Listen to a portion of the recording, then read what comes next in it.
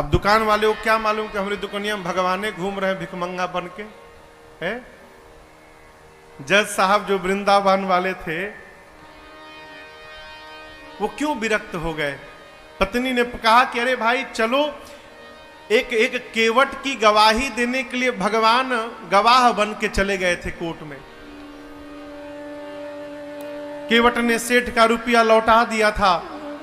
रुपया लेने के बाद भी सेठ ने कोर्ट में केस कर दिया कि इस केवट ने मेरा पैसा नहीं लौटाया।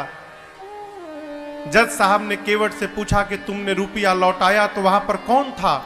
केवट बोला 3 लोग थे। कौन?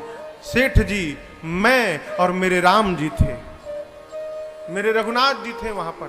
जज समझा रघुनाथ जी नाम का कोई आदमी होगा। अगली तारीख पर रघुनाथ जी के आने का गवाही देने के लिए सम्मन भिजवा दिया जज साहब ने। अब कोर्ट का संतरी पहुंचा गांव में, केवट जी गांव में, रघुनाथ जी कहां है, रघुनाथ जी कहां है? रघुनाथ जी हो तब न मिले। एक आदमी ने कहा देखो रघुनाथ नाम का आदमी तो नहीं है, रघुनाथ जी का मंदिर एक है जहां केवट रहता है। मंदिर के बाहर पुजारी जी बैठे थे। संतरी ने पूछा कि रघुनाथ यहीं रहता है क्या? पुजारी जी बोले हाँ भीतर रहते हैं। ये पकड़ो, उसके नाम का संबंध है, इतने तारीख को गवाही देने पहुंचेगा कोर्ट में।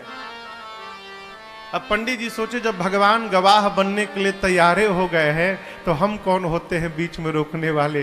पंडित जी सम्मन ले लिए और ले जाकर ठाकुर जी के चरणों में रखकर बोले प्रभु आज तक आपके लिए मिठाई आया, आज तक आपके लिए आभूषण आए, आज तक आपके लिए वस्त्र आया, पहली बार प्रभु आपके नाम का कोर्ट से सम्मन आया है।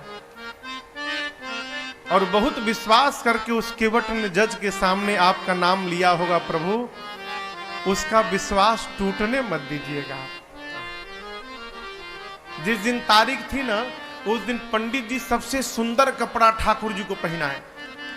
क्यों? आज ठाकुर जी कोर्ट में पहुंचेंगे तो भगवान सुंदर लगने चाहिए। भगवान फटा पुराना कपड़ा पहने, लाठी पकड़े, बूढ़ा स्वरूप बना के हाथ ऊपर करके हम ही रघुनाथ है पहुंच गए। और ऐसी गवाही दिए कि पहली हियरिंग में ही केस समाप्त। सेठ को सजा हो गई, केस तो समाप्त हो गया, लेकिन जज साहब डिस्टर्ब हो गए। सोचने लगे भाई आज तक तो ऐसा कोई गवाह आया ही नहीं जो एक ही बार में केस को ही समाप्त कर दे। कोर्ट से निकल के अपने चेंबर में गए, केवट को बुलाकर बिठाए। बोले ये बताओ कहां रहते हो तुम?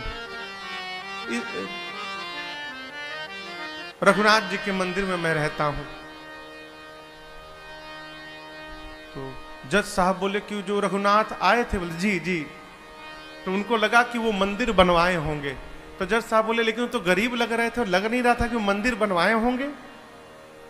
केवट ने कहा प्रभु वो मंदिर बनवाने वाले रघुनाथ जी नहीं थे, मंदिर के भीतर बैठने वाले रघुनाथ जी आए थे। जज की मति हरा गई हो, कांपने लगा। संतरी को बुलाकर बोला सही सही बताना तुमने किसको सम्मन दिया था? बोला सर माफ करिएगा सर, रघुनाथ नाम का आदमी नहीं मिला, रघुनाथ जी का मंदिर था, मंदिर में पुजारी जी को देके चला आया था मैं। तो जो आए थे वही पुजारी, नहीं पुजारी जी ये नहीं थे, दूसरे थे। जज को पूरी बात समझ में आ गई। घर गया और दरवाजा बंद करके जज साहब रोने लगे।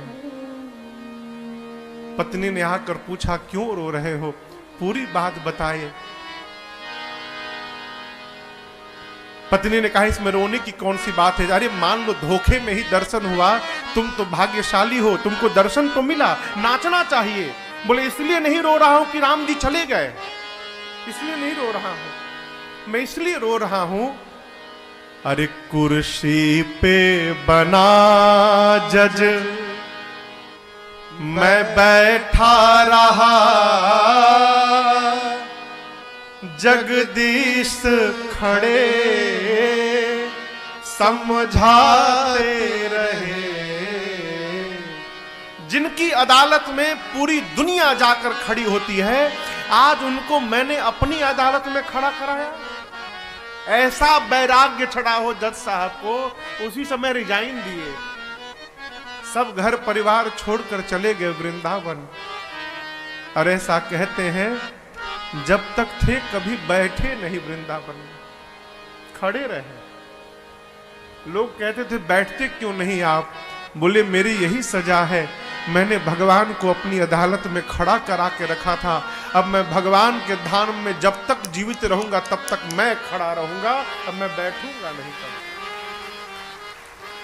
भगवान किसी रूप में आ सकते हैं माई बाप, आपकी आस्था वैसी होनी चाहिए।